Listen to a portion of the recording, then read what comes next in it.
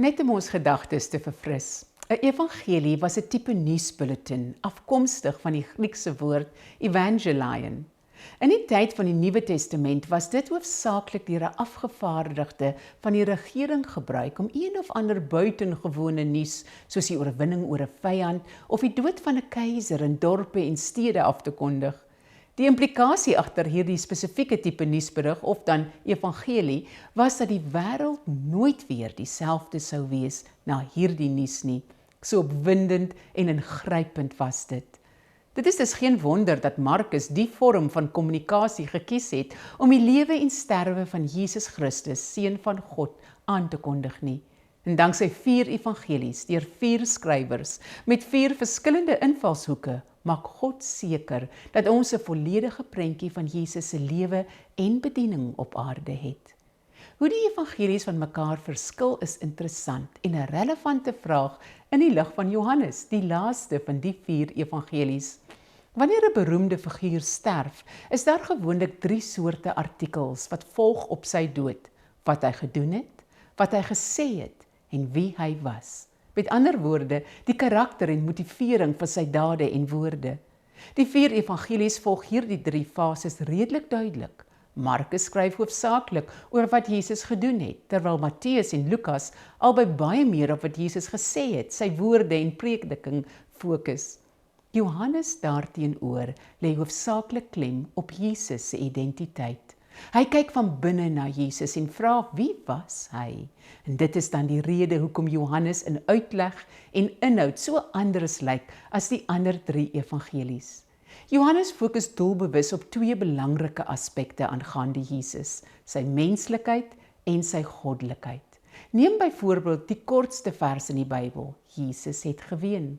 Volkome mens, staan Jesus by die graf van een van sy beste vriende, wel wetend dat hy hom binnekort uit die graf sou roep, en tog ween hy oor die situasie.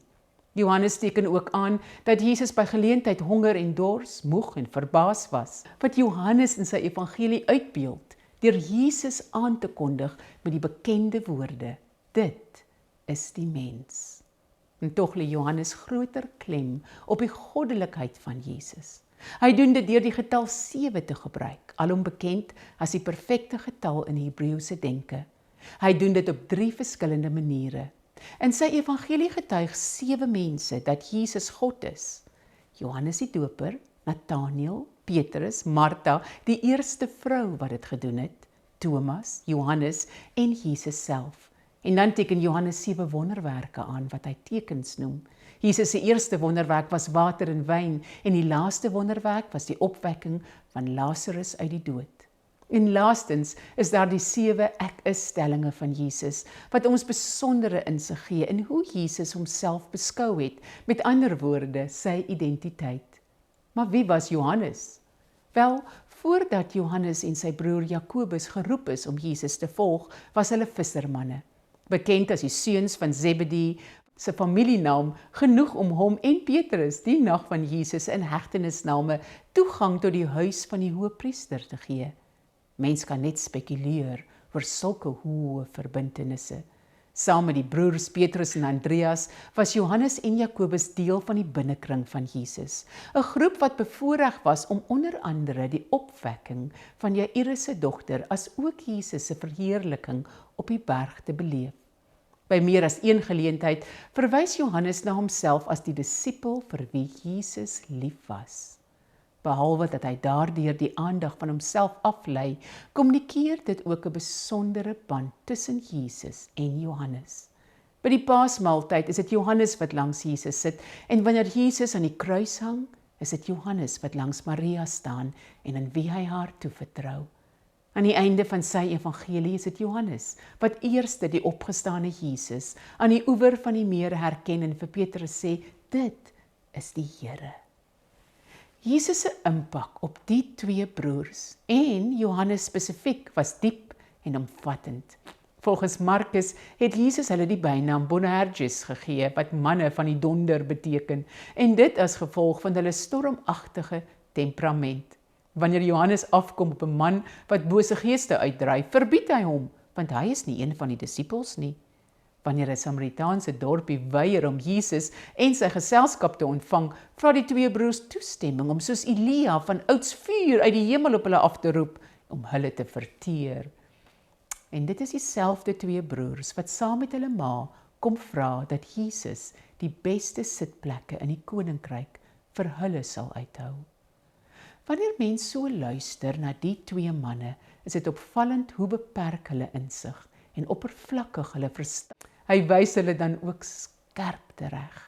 Johannes is egter nie net die skrywer van die laaste evangelie nie, maar hy het ook 3 briewe sowel as die boek van Openbaring gepen.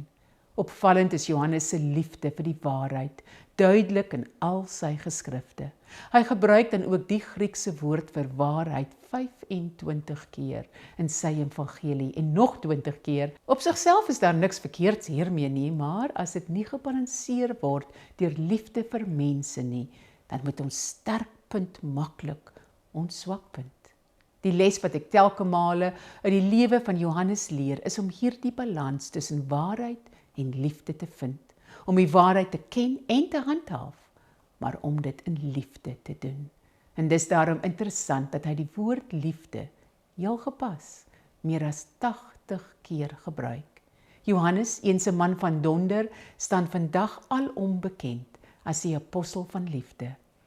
Hy is dan ook die enigste persoon in die Bybel wat verklaar God revolusionêre stelling in elke opsig en uniek aan die Christen geloof. Ek sluit af met 'n verhaal oor Johannes, soos vertel deur Jerome, 'n vroeë kerkskrywer 90 na Christus.